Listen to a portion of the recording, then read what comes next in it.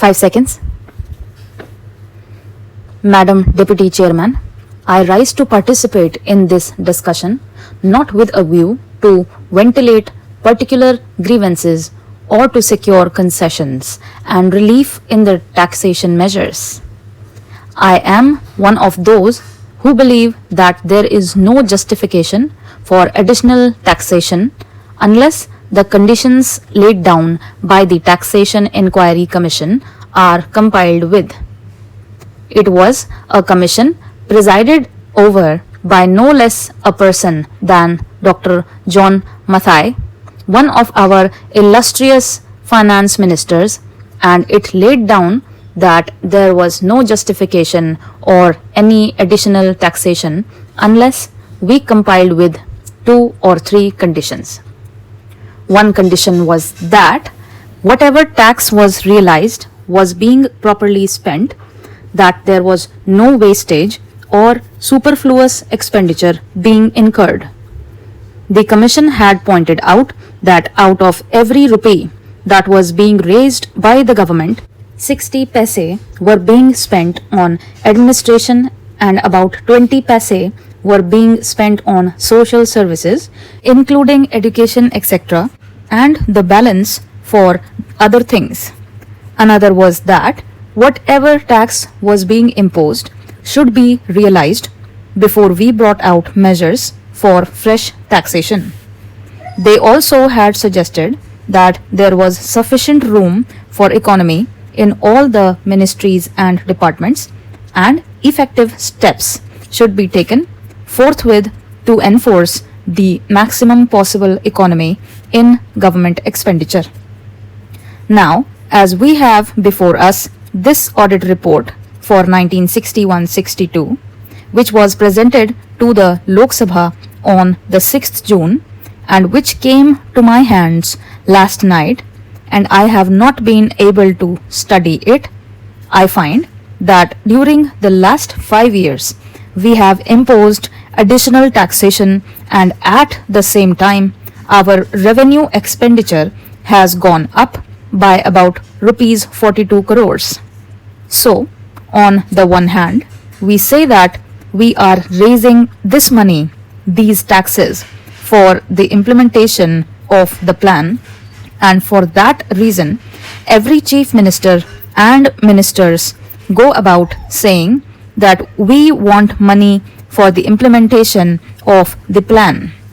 But what are the facts? We find that the money that has been raised is being used for administrative purposes. So, it is not correct to say that. On the other hand, it is not proper because you must know that no plan, however well balanced and well thought out it may be, can be implemented in a democratic setup unless you can enthuse the people. We have been depending either on foreign aid or on indirect taxation or deficit financing, and more than once I have pointed out that these measures will not help to enthuse the people, and unless the people are enthused, we will not have any successful results so far as planning is concerned. Now, it is necessary, it is time that we should take stock of the situation, for we have had 14 years of freedom and 12 years of democratic rule and of planned economy. What are the results? I am not one of those who minimize our achievements. We have had some achievements which are remarkable, of which we can be proud. We have had 3 general elections and we can be proud of all this. But it is equally true that the expectations of the people remain mostly unfulfilled. They remain unrealized. What are the expectations of the people? They wanted an adequate supply of drinking water. They wanted a little more wholesome food in their stomachs, a little more cloth on their bodies, a stronger roof over their heads, freedom from the clutches of the corrupt officials and the grabbing intermediaries and speedier justice. But what have we done? Have we been able to satisfy those expectations? I can say no. Even in the third 5-year plan, we find that all the villages have not been provided with adequate supply of drinking water. And as for food, only the other day, the finance minister himself admitted in the other house that there was adulteration of foodstuffs all round. Not only that, a former health minister admitted in this house that it was difficult to get any article of food unadulterated.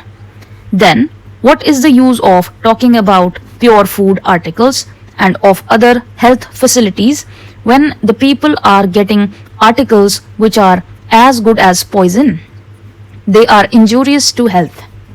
The other day, the finance minister is reported to have said that the taxation proposals did not affect the common man because he needed only coarse cloth and ordinary food. During the last 5 years, we have raised rupees 424 crores more. Including the taxation measures this year, the increase in revenue will be about 75%. Since 1956, we have raised additional taxation to the tune of 75%, and during the 5 years preceding this year, the revenue expenditure has gone up by 85%. I would like to know how much of this amount has gone towards the developmental expenditure and towards social services.